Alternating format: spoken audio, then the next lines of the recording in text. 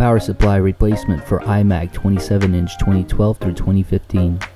We'll need the following tools: 2 plastic pick prying tools, 1 metallic prying tool, tweezers, double-sided M3 tape, and a toolkit, as well as a blow dryer. Let's begin by disconnecting the power cable from the back of the iMac. Go ahead and turn on the blow dryer, starting in the top left corner, and go around the contour of the iMac. Make sure to have the setting on high and do this for about 7 minutes. After the display is nice and warm, go ahead and pry in with your metallic prying tool at the top left corner. Pry in about ½ an inch in and go all the way around the entire contour of the iMac.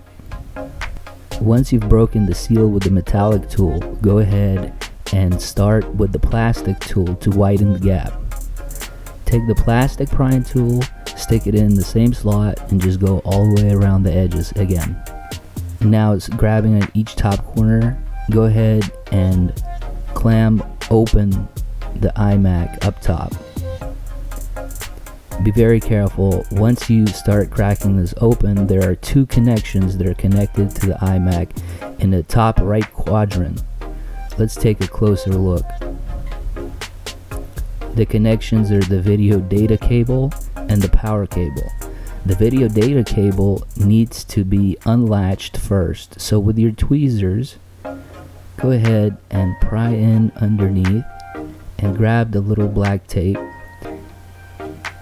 and pull away from the iMac and the lever and push it up like so. Now you can go ahead and pull out the data cable. The next cable, the power cable, has 2 plastic clips that should be pressed in from the side, but they hardly ever work, so just pulling it out carefully should do the trick. Now we can lower the screen and break the seal of the tape on the bottom and separate it from the iMac. To separate the speakers, we're going to need a Torx 10 screwdriver bit. The speakers are secured with 2 T10 screws. Go ahead and loosen up those screws now.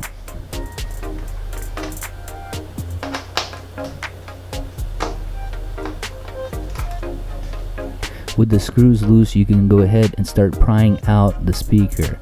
Go ahead and disconnect the power button that runs along the speaker first. Now start working the speaker out. You might feel a lot of resistance. Be very careful when you're pulling the speaker out for the first time. Now trace out the actual speaker cable that connects it to the logic board. Go ahead and pull that out. Now you can carefully work the power button out of the speaker and just pull it out just like that.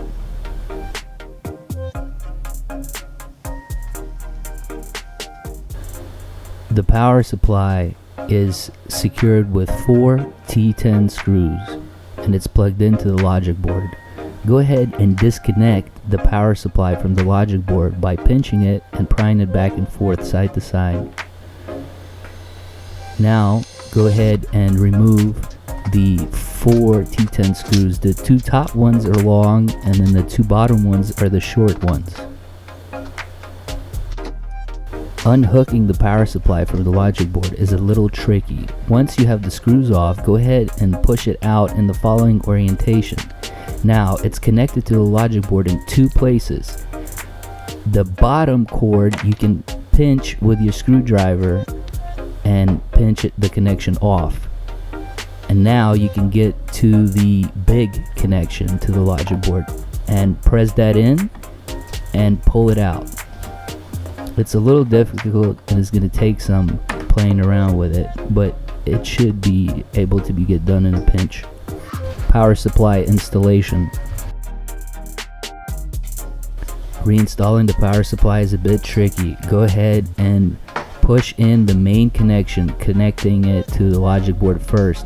Now the bottom connection of the power supply. It's kind of hard to get it, but you'll figure it out, I'm sure. Now place the power supply back into the socket and secure it with the 2 long T10 screws up top first. and then the two shorter T10 screws on the bottom of the power supply. Now reconnect the power supply connection on the front. Make sure that the power supply is connected, in fact, in 3 places. Okay, it's time to put back the screen. The most important part of a good reinstallation is to remove all residual double-sided tape from the contour of the iMac. Go all the way around, make sure to remove all of it, especially around the antennas. Removing all the foam and double-sided tape allows for a good seal.